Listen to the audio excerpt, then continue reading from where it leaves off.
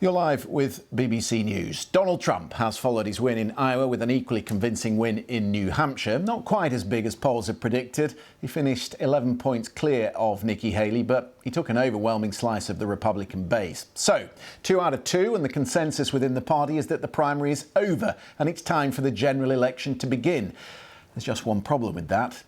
Haley used her concession speech last night to insist the race is far from over. And in response, Trump lashed out at his opponent, who he characterised as an imposter standing in his way. Who the hell was the imposter that went up on the stage before and, claimed a victory? She did very poorly, actually. She had to win. And when I watched her in the fancy dress, that probably wasn't so fancy, come up, I said, "What's she doing? We won. You must really hate her." No, it's a shame. It's a shame. Uh-oh. I just love you. No, that's good. Well, there are some warning signs in the result for the presumptive nominee. Nikki Haley has exposed Trump's key weakness: independent voters who don't seem to like him. And Haley is honing in on the reasons why. Donald Trump, you have one bout of chaos after another. This court case, that controversy, this tweet, that senior moment. You can't fix Joe Biden's chaos with Republican chaos. Let's bring in our US special correspondent, Katty. Lovely to see you. Odd response, wasn't it, last night? A convincing victory, and yet he seemed deeply frustrated with Haley's response.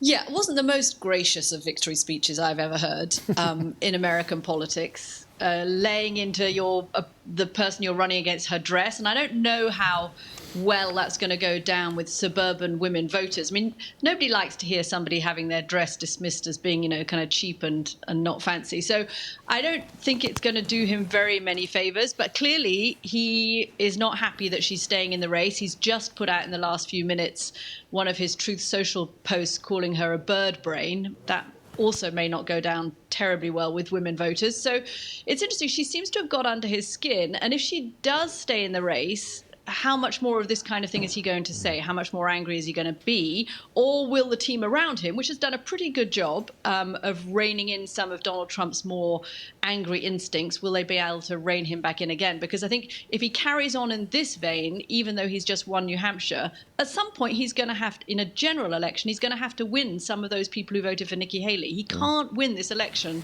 just with the MAGA base. He's going to have to win some of those independents.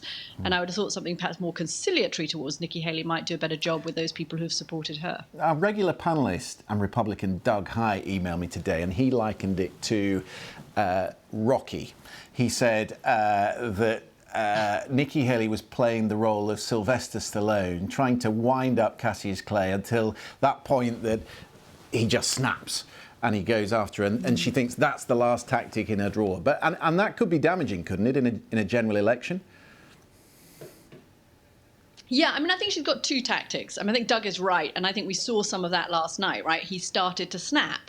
And again, calling her bird brain today, that's kind of a snap. So let's see how much further he goes down that route if she stays in the race. But I think the other thing that Nikki Haley's team are thinking, listen, he has all of these court cases against him. He has 91 challenges against him. If he is convicted on any of those, and there are enough Republicans who have said, both in Iowa and in New Hampshire, we won't support Donald Trump, we won't vote for Donald Trump if he's convicted on any of those 91 charges, then perhaps by staying in the race, she can paint herself as the last person standing.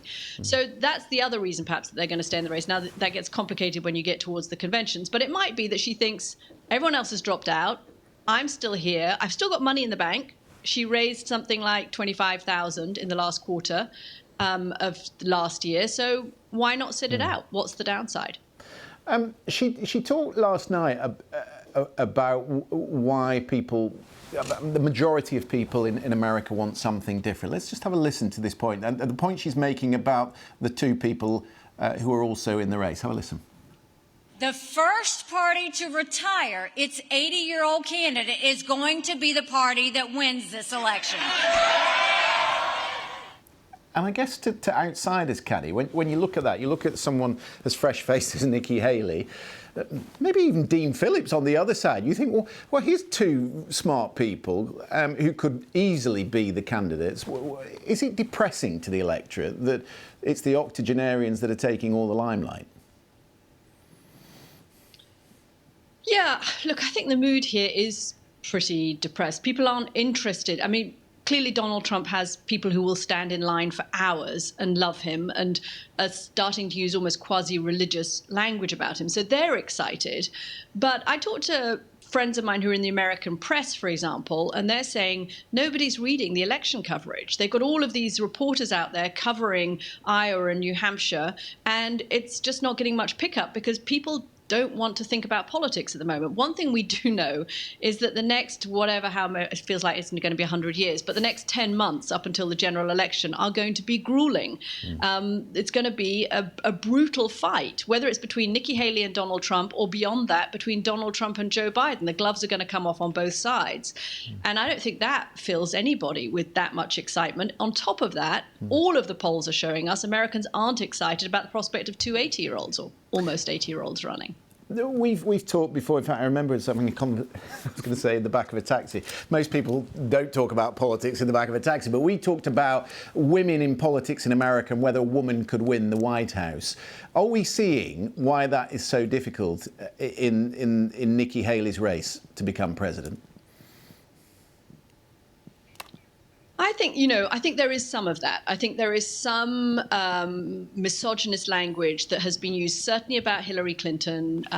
There was a lot more discussion of her clothing, for example, the fact that Nikki Haley's dress was bought up last night. That's the kind of thing that you don't tend to hear about male candidates. Now, when it comes to the House and the Senate, we know that when women run, they win as in bigger numbers as men do. They just tend not to run as often. So there are some barriers to entry, I think, for women, but I think Americans, by and large, would be ready to elect a female candidate. They just need one to win the party's nomination again. Katty, lovely to see you. We've got to head to a break. We'll be right back at the other side with more news on the Middle East. Do stay with us.